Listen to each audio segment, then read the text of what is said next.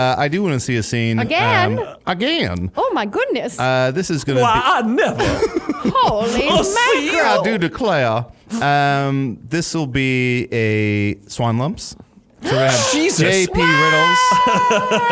This will be old classic J.P. Riddles. Old classic J.P. Riddles. And J.P. Riddles, you are with your Aaron and I, who are your niece and nephew. I think we've established for sure, half-heartedly. Yep. And you're going to be you're tucking us in with a bedtime story that's kind of like 101 Dalmatians, but it's your own little twist. Mm-hmm. Okay.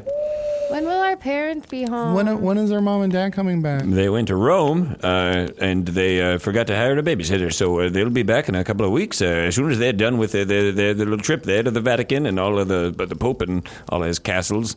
But you're stuck with old J.P. Riddles until further notice. And they didn't hire a babysitter, meaning that they don't know that you're watching us? No, I intercepted a phone call. They called a babysitting service. I've been putting flyers all around the neighborhood. Aww. All of those flyers lead back to a phone number that's a burner phone. And a squirrel took the burner phone from me, and he went up into a tree. But I climbed that tree at nighttime, and I strangled that squirrel, and I ate his tail. J.P. Riddles. Mm-hmm. And so I intercepted the call from your parents. I disguised my voice a la Mrs. Doubtfire. Oh, well, hello. I'd be happy to schedule a babysitting service for you while you go to Rome. And now here I am in a big house in a nice neighborhood eating peanut butter out of the jar. No spoons for old J.P. Riddles. They would have let you watch us. You're a beloved family member. But I ain't going to take charity from nobody, okay? And now J.P. Riddles has the run of the house. And these are your dad's pants, and this is your mom's blouse.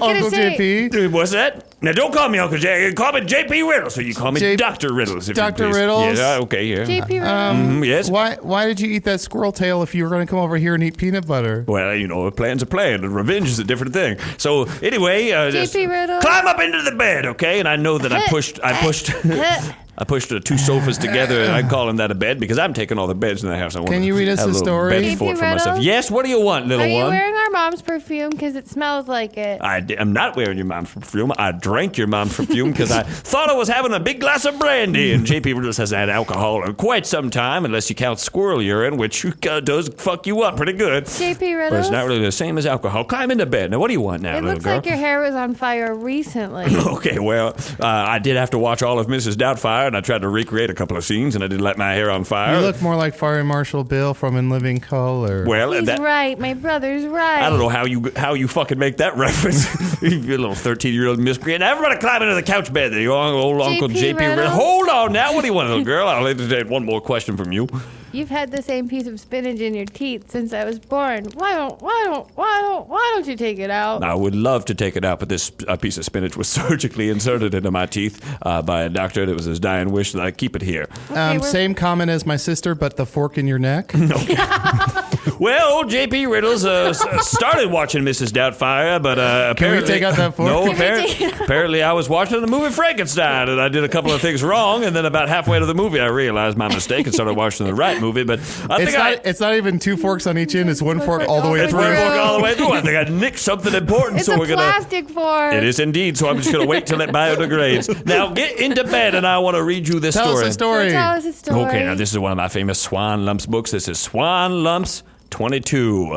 Swan Lumps 22, the man who made one coat out of one dog. Okay, so once upon a time there was an old hermity man, and he had a horrible shitty life, and he lived out in the yard, and he had no friends and no family. And one day his no good brother and his beautiful wife went to Rome. Yes, he went to Rome on a vacation. And old J.P., this man in the woods, snuck into the house, and he found that there was a dog guarding the house, and he made quick work of that dog. And by that I mean he took about 45 minutes and let the dog bite him all over. But finally he strangled that dog with an old piece of spaghetti out of his back pocket, and he cut the dog up and made a little coat out of his... a dog that we love, that we've rescued.